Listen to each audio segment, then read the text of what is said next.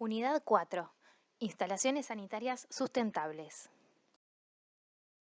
En esta presentación vamos a ver la provisión de agua fría.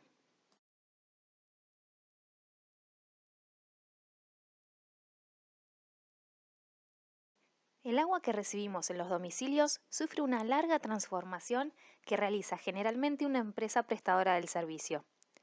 Ya sea proveniente de la superficie de la tierra o de los distintos estratos del subsuelo, se deben ejecutar obras de toma, de potabilización, de conducción por medio de cañerías maestras a nivel urbano y la conducción por vías distribuidoras de menor escala. Las dos fuentes de agua que mencionamos son aguas superficiales, como la presente en ríos, mares, arroyos o lagunas, y aguas subterráneas, como las disponibles en las distintas capas que conforman la corteza terrestre. Algunas se deben perforar para facilitar su extracción, mientras que las surgentes o manantiales brotan espontáneamente en determinados puntos geográficos. El esquema muestra el ciclo del agua, en el que las nubes captan el agua evaporada y la retienen tanto como la presión atmosférica y el calor se lo permitan. Luego, durante las lluvias, se alimentan los ríos y las aguas superficiales, tanto como los mantos acuíferos, por los que va penetrando el agua filtrándose en las sucesivas capas. El primer manto de agua, llamado napa freática, no es apto para el consumo, ya que es donde vierten los efluentes, por ejemplo, domésticos, como los pozos ciegos, que analizaremos próximamente. A nivel urbano, el agua se distribuye por gravedad, en caso de contar con una geografía que acompañe la diferencia de altura necesaria para que se logre una buena presión, o tanques elevados que requieren el bombeo de agua para ganar presión para su posterior distribución. Existen diversos tipos de tanques elevados, quizás habrán visto algunos de este estilo. De otro ejemplo con otro formato. Como decíamos, el sistema también requiere de una planta potabilizadora de agua, en la que se realizan los procesos necesarios para garantizar la seguridad de su consumo. En estas plantas se realizan diferentes procesos.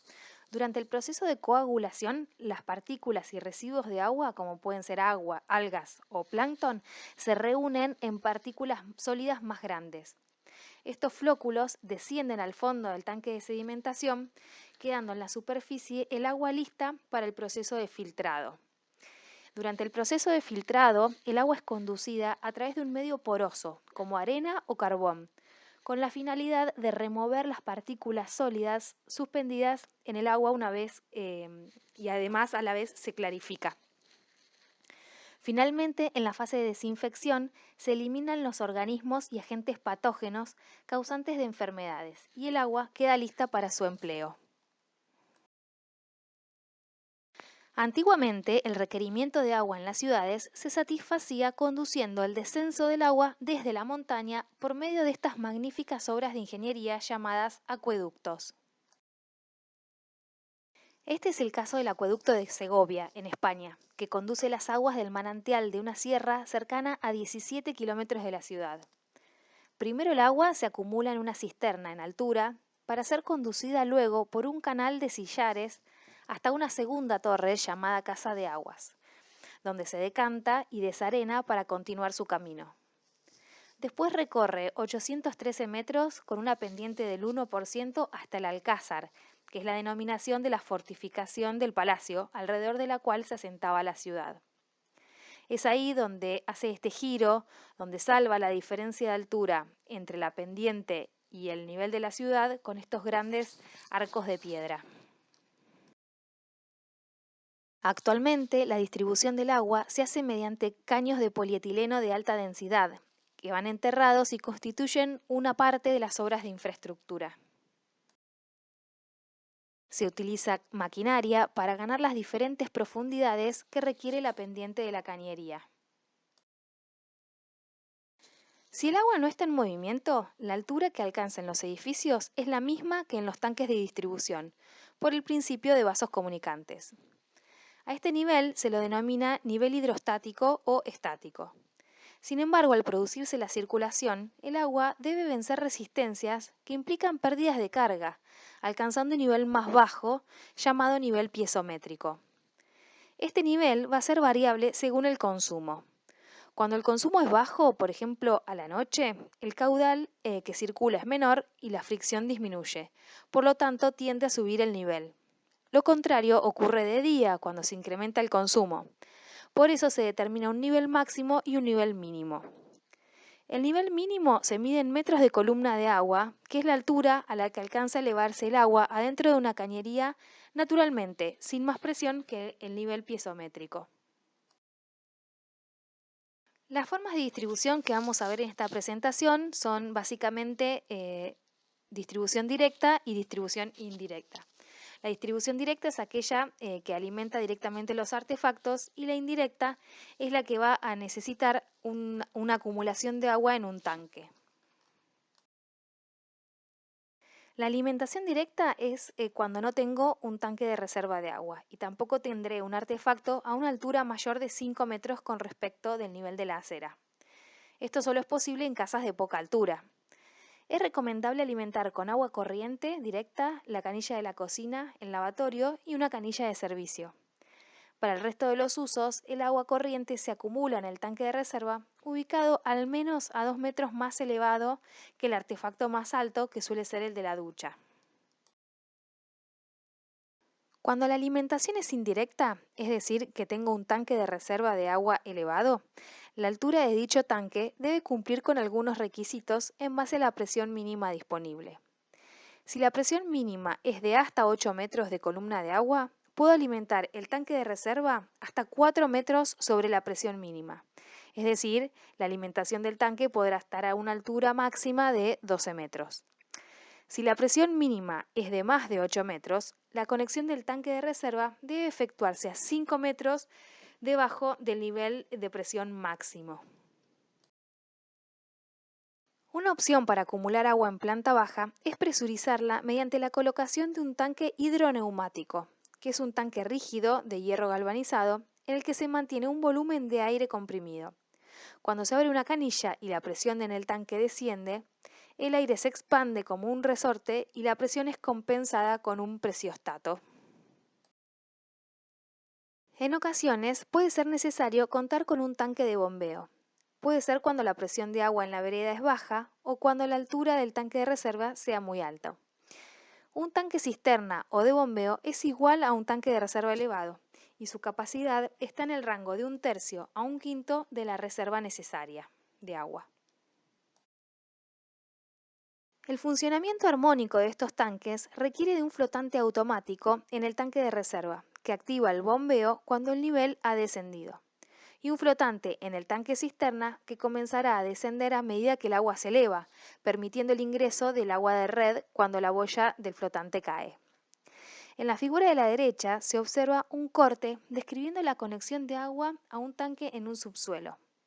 Antes de ingresar a la cisterna, la cañería hace una elevación de 2,5 metros para perder presión y no facilitar la pérdida de presión respecto de las conexiones vecinas. La boya del flotante cierra el ingreso de agua una vez que el tanque se ha llenado, y es el mismo mecanismo que podemos observar, por ejemplo, en la mochila de un inodoro. El flotante automático conectado al tanque de reserva hará la comunicación entre ambos, evitando que la bomba succione en vacío. Los tanques de reserva vienen de distintos materiales y formas según la disponibilidad de espacio en donde se colocan, y también se pueden construir en obra con cemento. En la figura vemos una estructura de material que contiene los tanques de reserva a una altura tal que permite acceder y manipular libremente las llaves de paso de cada bajada. Sin embargo, en esta foto falta algo muy importante, que son las ventilaciones que vamos a ver a continuación. En este otro ejemplo vemos los tanques elevados elaborados de hormigón, donde se ven cada una de las bajadas con su respectiva ventilación. Esta imagen está extraída del Manual de Obras Sanitarias que tienen en la bibliografía y detalla algunas particularidades con las que debe contar el tanque de reserva.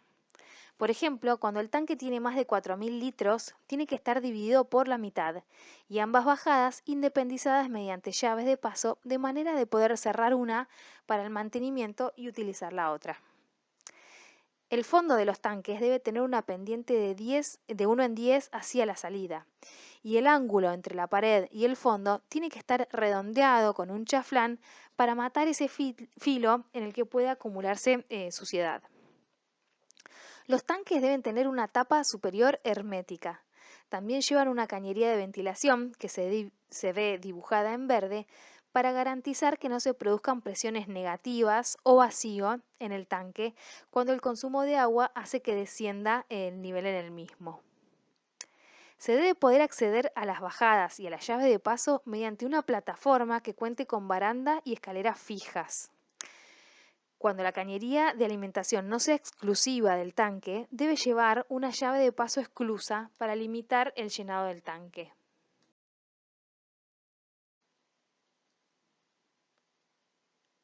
El volumen del tanque puede determinarse en función de la cantidad de usos a satisfacer, que a su vez conforman la reserva total diaria del edificio. De esta manera, para cada vivienda se contempla una reserva de 600 litros si la alimentación se garantiza mediante el bombeo y un poco mayor de 850 litros cuando la alimentación del tanque de reserva es directa con la presión del servicio. Es un poco mayor porque se espera que la presión con la que se llena sea más aleatoria y probablemente solamente de noche cuando el nivel piezométrico es mayor. Cuando el edificio no sea de viviendas, por ejemplo un edificio comercial o de oficinas, la demanda de agua se puede calcular en función de la cantidad de artefactos a abastecer. Cuando existe un tanque de bombeo y un tanque de reserva, debemos calcular la reserva total diaria y luego disponer entre un quinto y un tercio en el tanque de bombeo y el resto, que sería entre 2 tercios y 4 quintos, en el tanque de reserva elevado. Por ejemplo, si la reserva total diaria fuera de 8.000 litros de agua, puedo disponer entre un quinto y un tercio de esos 8.000 litros, que sería entre 1.600 y 2.666 litros. Todo el resto se eleva al tanque de reserva y serían 5.000 en un valor entre 5.333 y 6.400 litros. Una vez obtenidos estos valores límite, puedo redondear la capacidad de los tanques en función de las medidas comerciales o la disponibilidad del lugar de cada punto.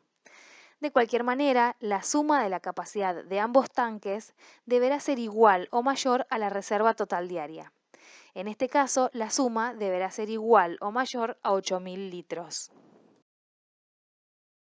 En este ejemplo se verifica esta condición ya que he adoptado un tanque de 2.000 litros de bombeo y un tanque de 6.000 litros de reserva. Por lo tanto, tengo los 8.000 litros necesarios.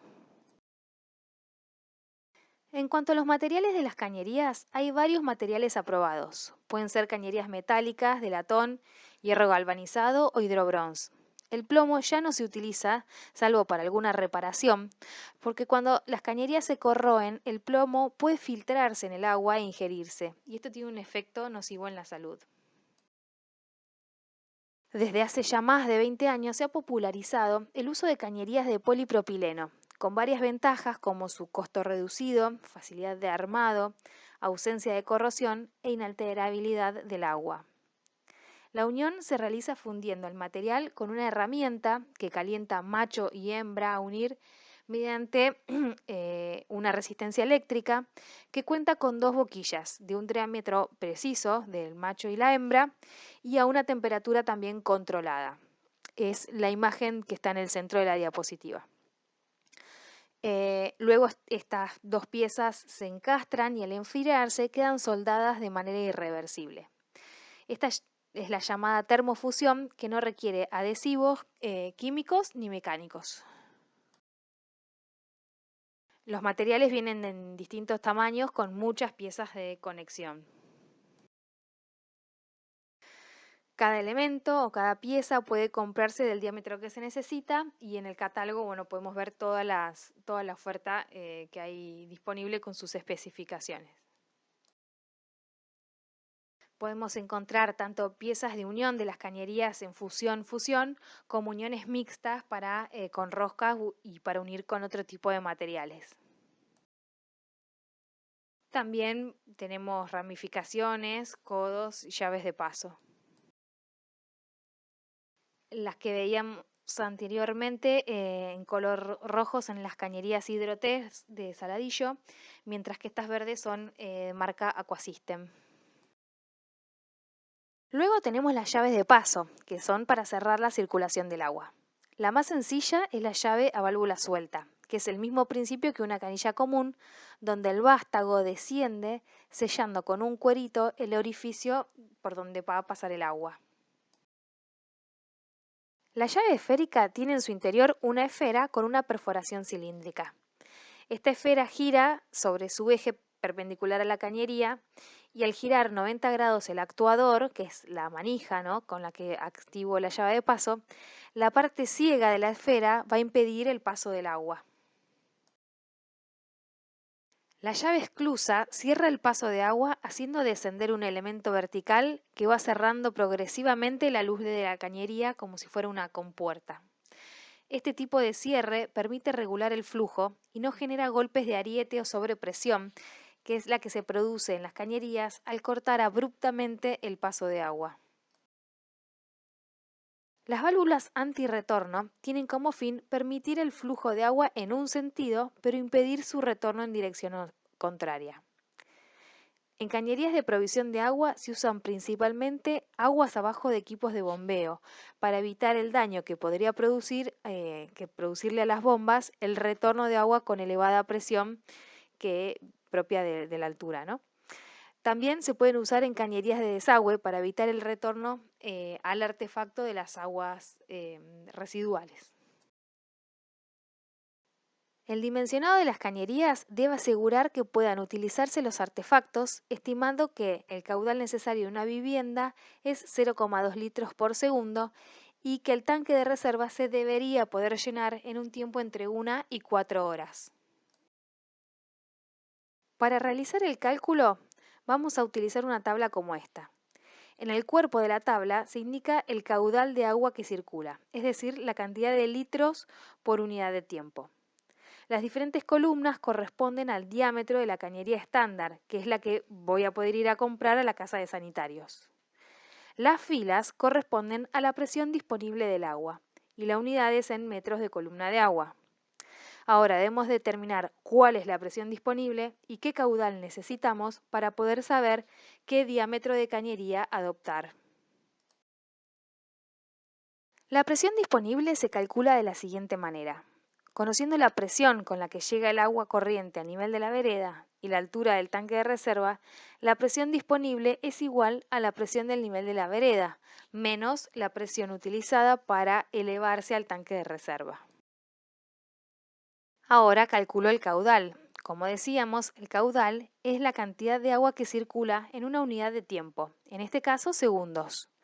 Si el volumen del tanque es de, por ejemplo, 1.200 litros y necesito llenarlo en 1 hora, el caudal necesario será igual a 1.200 litros dividido por 3.600 segundos. Esto me da un resultado de 0,33 litros por segundo.